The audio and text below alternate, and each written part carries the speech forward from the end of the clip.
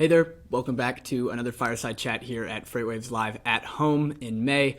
I'm your host for the conversation and senior retail analyst here at FreightWaves, Andrew Cox.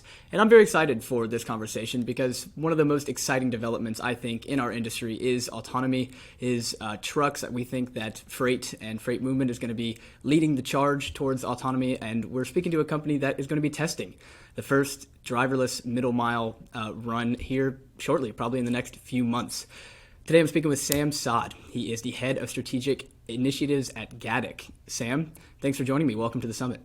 Thanks, Andrew. Very happy to be here, and thanks for the viewers for tuning in.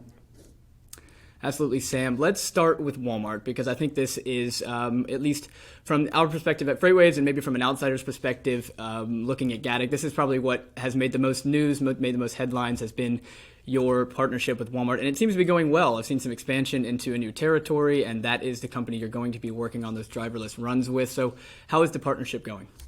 Certainly. We've done some groundbreaking work with Walmart to date, and we plan on continuing to do so.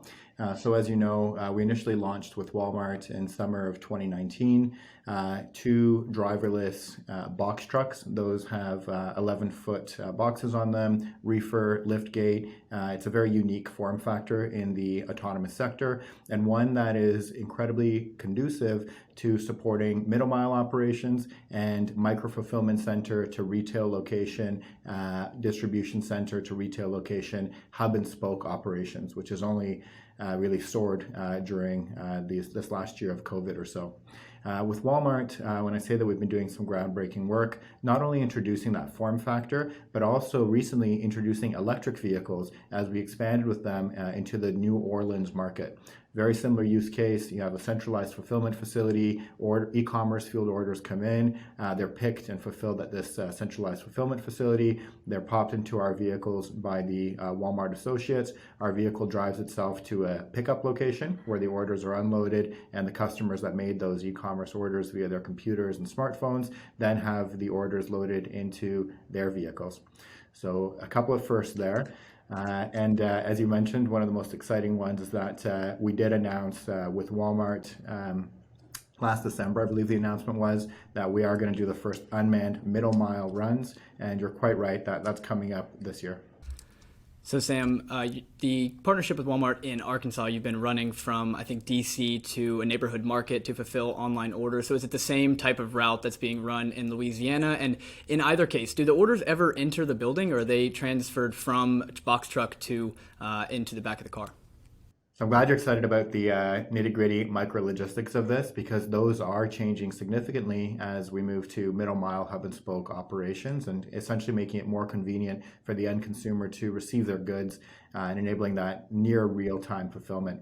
One minor correction, the Bentonville use case is actually from a dark store to a retail location. So these dark stores are very similar to a micro fulfillment center. It's a centralized spot where numerous e-commerce orders can be fulfilled and then dispatched to a retail location where another service provider either does the last mile, or more typically, the customer who placed that order will drive in and have the orders loaded into their vehicles. And to answer your question, once the orders are fulfilled by Walmart associates at that MFC, they are then loaded into our vehicles by those same associates before the vehicle drives itself to the spoke location, where the orders are unloaded by Walmart associates at that retail location. And then those Walmart associates ensure that the customers get it into their vehicles when the customers arrive.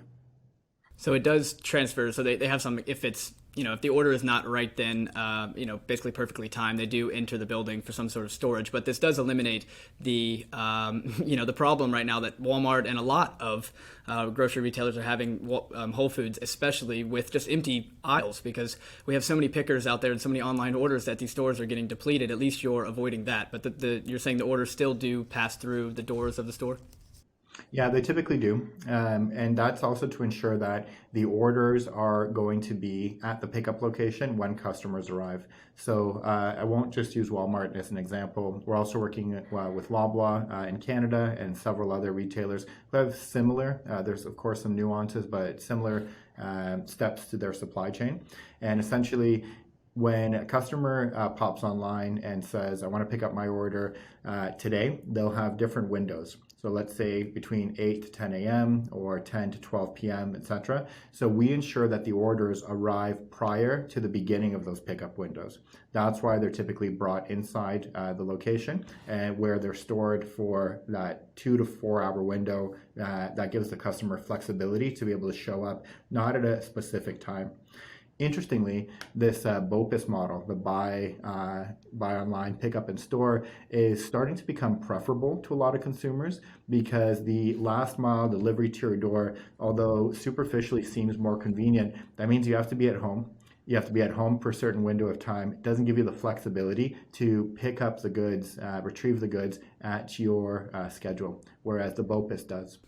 Yeah, I agree with you 100%, Sam. If anybody is a subscriber to my newsletter, they'll know that I believe that the utility that BOPIS presents itself, which is already in the routine, the weekly Target run, the weekly Walmart run, those are already in the routine of the mothers and fathers that need to make them. Yet BOPIS allows you to cut down the time on that routine by 90% at no additional cost. And but in addition to the explicit costs of delivery, which there are some, you also have those hidden costs, like trying to schedule, making sure you have people there, and hell, with Amazon's key in delivery and Walmart moving towards this, they may be able to fix some of those things by dropping things in the home, but not everybody is comfortable with that either. So I agree. I think BOPIS is a long-term sticking point. I think it's going to be a huge winner and will be preferable for the next several years. But I did want to ask you, here we are, we're coming up on 2 years on your Walmart partnership. Before we hop on to other partnerships, I did want to ask, what are the lessons that you guys have learned? I'm sure there are many. What are some of the things that you've been able to iterate through and improve on? I won't age myself, but I've been at this game for a while, and I've never seen such rapid change as what's happening right now. It's not only technologically fueled, but and it's interrelated, but it's also consumer behavior and consumer expectations. The giant in the field has really kind of set a precedent for 2-day delivery, then 1-day delivery, and then expecting same day. And once you offer those conveniences, it's really hard to go the opposite direction. So there's that momentum to make near real-time access of goods ubiquitous, nationwide. So you might kick off in a certain market, test that out, and then you're going to roll it out. So in short, I would say adapting, staying on top of what consumers are expecting, and then adapting both process and technology to ensure that you can meet those quickly shifting consumer expectations. A key part of that is listening to those customers. If you have the right channels in place, they are going to tell you what they prefer. They might not tell you directly, but they'll tell you, the old adage of if Ford had asked people what they would have liked, they would have said a faster horse. But if you dig a little bit more, what they wanted was speed, what they wanted was convenience, what they wanted was connection to get from point A to point B. And very similarly, when you ask customers today what they're looking for, they'll let you know that it's kind of the same value propositions. They want convenience, they want choice, they want flexibility, and they want speed. And we need to keep shifting our measures, our operations, our processes, the technologies that we use to meet those very reasonable consumer demands. While we're on the topic of the big man, or what I consider the America's favorite boogeyman that's hiding, kind of coming for everyone in its path, I do want to talk about data. I don't know how much you can share about this, but I was just interested when you're speaking of, knowing what consumers want and having inventory in the right place. How does the data sharing work between you and partners? Is there, pretty, fluid sharing? I didn't know how that worked. Sure. Yeah, data is digital gold. And we often talk about the autonomy piece when we talk about Gatik, but really Gatik is an autonomous delivery as a service product. So it's not only automating the driving task and ensuring that we have commercial grade driver that is safer than the average commercial driver. The other key piece is the communication task. So we have Gatik Fleet, which is a product that grabs over 200 data points from our vehicles, including real-time vehicle location, including pulling from external sources as well to know what actual traffic patterns are. And then we expose our customers to the data points that are most salient to them. So we work with our customers to integrate Gatik Fleet directly into their warehouse management system and their transportation management system. So on a single pane of glass on a handheld, they can see where the vehicle is. They can receive active push notifications saying the vehicle is going to arrive in 20 minutes, 15 minutes, 5. The cadence is set by them. And very importantly, when the vehicle is actually at the pickup or drop-off location. And that really enables two things.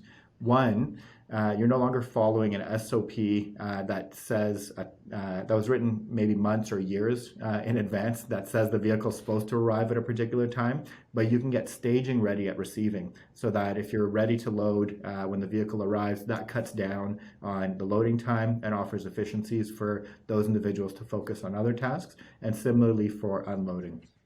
So we definitely share a lot of data with our customers. We collect a lot of data what's happening with the vehicle. So when you take a look at a longer time horizon, I kind of just mentioned day to day, how we make operations more efficient for our customers, but we'll also take a look at idle time, fuel usage, and by providing those metrics to our customers, all of a sudden they can start baking in some of the costs around what happens if a vehicle is parked outside for 6 or 16 minutes prior to it being unloaded. So we also give our clients the ability to make a lot of choices in terms of how they're going to optimize their operations based on these data points. So Sam, as e-commerce, especially in grocery, has exploded over the past year, and in your platform where there are more frequent runs of smaller quantity, you have more drivers, more routes, do you need to pull the driver out to make this method, to make this equation work, or do the trade-offs, the efficiencies that you can offset and the cost benefits that you can have and the inventory pooling that's capable, is that worth it to customers? Thanks, Andrew. I'm glad you asked that. So I think the first key point to note is this shift is happening, i.e. the shift to smaller form factors, more vehicles, more drivers, more runs. And what we're doing is enabling some of the ROI and some of the cost drivers to allow that shift to happen more seamlessly and faster. Let me paint you a picture, the way that we see it. The old model of Class 8 vehicles doing DC to store runs is incompatible with e-commerce. When I pop online and I want to order my basket, I expect every single SKU that the grocery store or the e-commerce retailer has on their digital shelves to be available to me.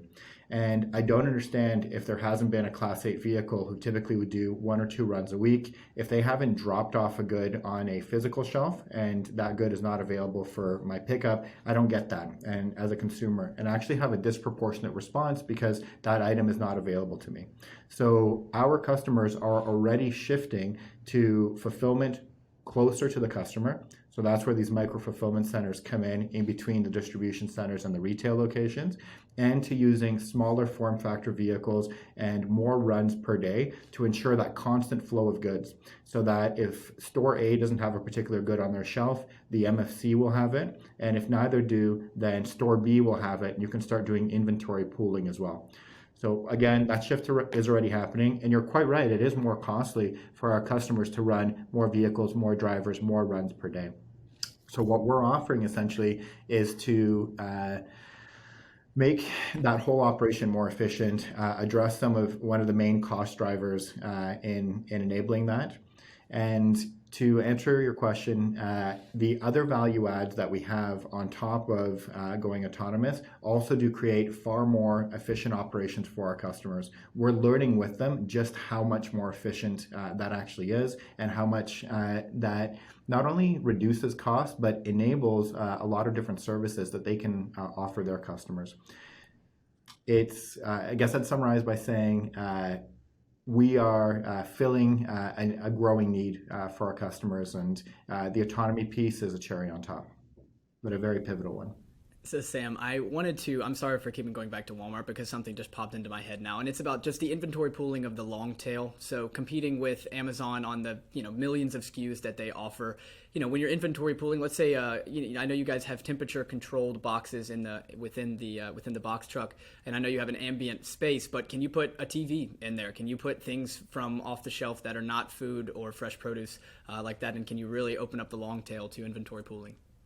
Yeah, sure. I'll answer that in the hypothetical, of course, because we haven't announced everything. But in short, 100%.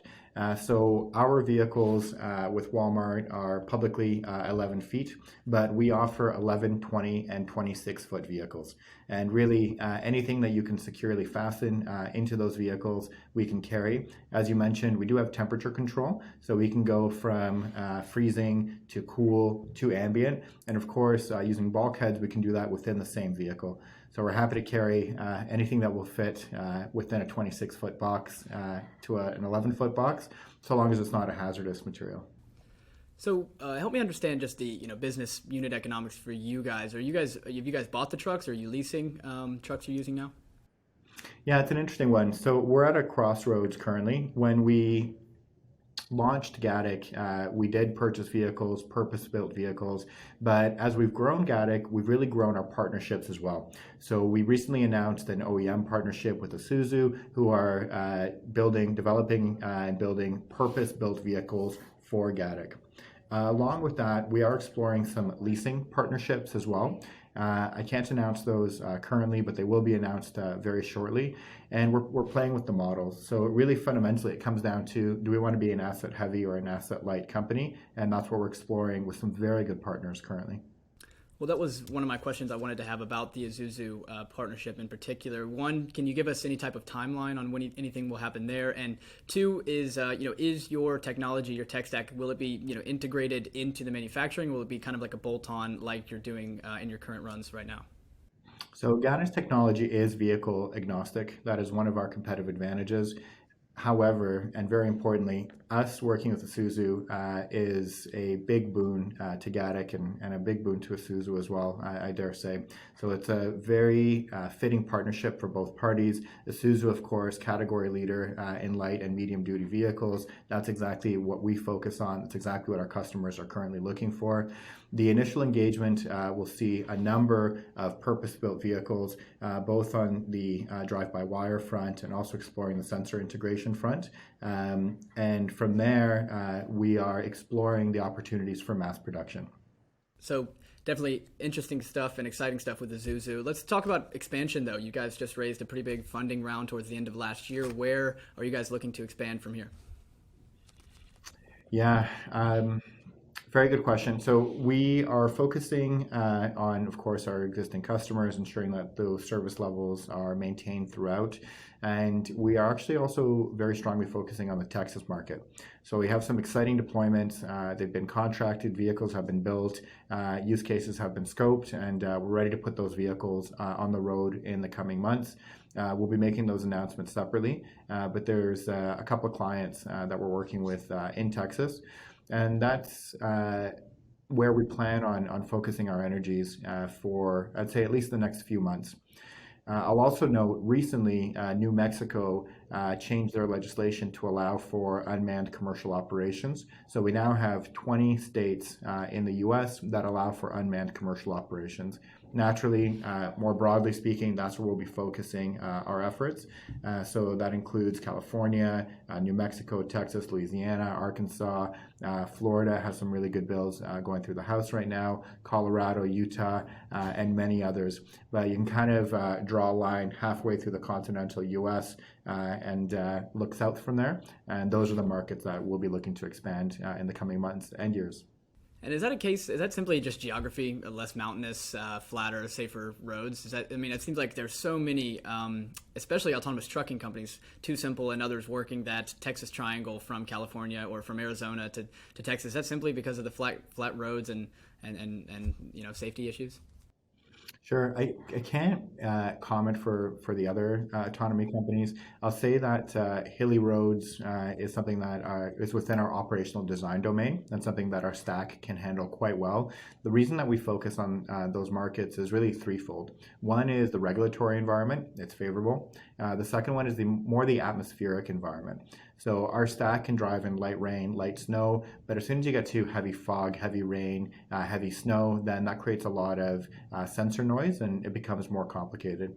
And the third reason is just simply the size of the markets. So having Florida, having Texas, having California in there is very helpful for densifying what our fleet is doing and expanding accordingly.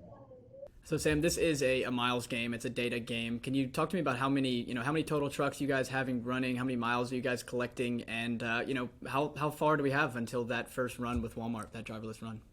Sure. So the driverless run, again, I will keep you in suspense and say that it's coming Okay, I can do it. shortly. I can hold on. It hurts, but I can hold on.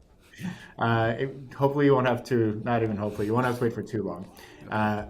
The second part of your question. So one of the key parts about the way that Gatik approaches autonomy is that we do have that constrained level 4 approach. So of course we operate on known fixed routes, they're repeatable, and we over optimize for those particular routes. So that does significantly reduce the amount of data that we need to safely operate and commercialize the technology on those specific routes. When we expand, there's a lot of transfer learning that we can take to new routes. However, we still will optimize for that particular new route. That whole approach really does reduce significantly the amount of data that we need to safely operate and safely commercialize, as I mentioned. In terms of that magic number that's going to go from 0 to 1, the reason that we've decided on this use case and our approach is not to rely or not to be dependent on that 0 to 1 step function change. A lot of robo-taxis or last mile delivery really go from that 0 to 1 where all of a sudden they can operate within a geo-fenced area. But for us, we're taking this a route at a time. And that allows us to use less data and be more efficient with how we do so. Yeah, it seems like that is a plan that also puts safety at the very top, at the top of the list. Only focusing on one, you can hone in on safety on one lane. Sam, thank you so much for your time. I want to give you a moment if you want to give a shout out to any shippers in the audience or anybody, any tech in the audience that want to maybe partnership up in the future, give a shout out. In general, if you like what it is that we're doing, we definitely want to hear from you. And please feel free to reach out to me directly, and I'll connect you with the right person in the company. This industry is changing very rapidly and is really merging a lot of different industries. So if you have any questions or if you share our worldview, don't hesitate. Please contact me through LinkedIn. Sam Saad. All right. Thank you very much, Sam. Sam is the head of strategic initiatives at Gatik, one of the most promising autonomous truck startups in our country, trying to automate the middle mile. Very excited for the autonomous run that will come sometime this year, as Sam said, with Walmart. Very much looking forward to that. All right, everyone, stay tuned. We've got a jam-packed day full of great content coming your way. Stay tuned.